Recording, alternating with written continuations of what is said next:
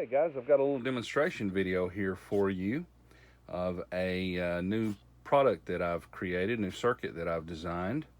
And this is in response to several customers who have contacted me about having a pilot with a movable head that was a little bit more realistic. And so one of my customers, Dan, has sent me one of his pilots to use as a guinea pig, I guess you'd say, and to create a circuit that would give him more realistic head movements. And I believe this is a pilot that's going in a helicopter. Now this pilot figure is made by warbirdpilots.com, and this is their civilian pilot, 12-inch civilian pilot. This one is the one, of course, with the servo-operated head, and this is a high voltage servo. This unit has a 7.4 volt servo in it. And now normally these things are connected to the receiver, usually using a servo Y or something in the rudder channel, so that as the rudder is moved back and forth, the pilot's head moves with the rudder.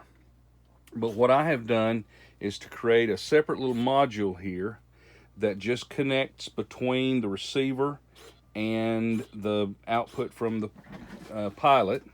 And what it does is, I'm gonna reach down here and set him up now so you can get a better look at what is happening here. This circuit creates a series of random servo pulses. There are actually 3 variables in the program. Variable number 1 is the direction that the pilot's head turns. You'll notice sometimes it goes to the right, sometimes to the left. The second variable is how far his head turns. Sometimes it'll move just a little bit like that. Sometimes it'll move way around to almost where he looks like he's from The Exorcist. The third variable is the speed of the movement, how quickly or how slowly the pilot's head moves. Now this is completely random.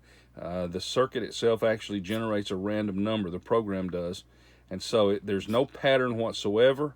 There's no discernible, there's just no pattern to discern. You just can't pick up on anything that's, you'll also notice that the pauses between movements are also random. Sometimes he'll stay in one position for a second or so, and then other times he moves quickly. And the whole idea behind it is to produce as lifelike a movement as you can possibly produce without a ridiculously complicated circuit. And I think this one's doing quite well. There's 2 ways I can make this. This one is activated by the transmitter, switched from the transmitter. So you plug it in a spare channel, and you can turn this function on and off from the transmitter just like it were an LED or something. The other way I can make this is so that the random signal generation occurs as soon as the circuit is powered. So if you don't have a spare channel, I can make a version of this that you can Y off of any channel, and all it will do is pull the power off of the channel, and the servo movement will begin as soon as the receiver is powered. So I'm going to upload this. Dan, this is particularly for you, since this is your pilot. I don't know what his name is. I hate to just keep referring to him as your pilot, but looks like maybe this ought to be a Frank. So anyway, I'm going to upload the video to YouTube and send you the link. And if anyone else is interested in this, just contact me.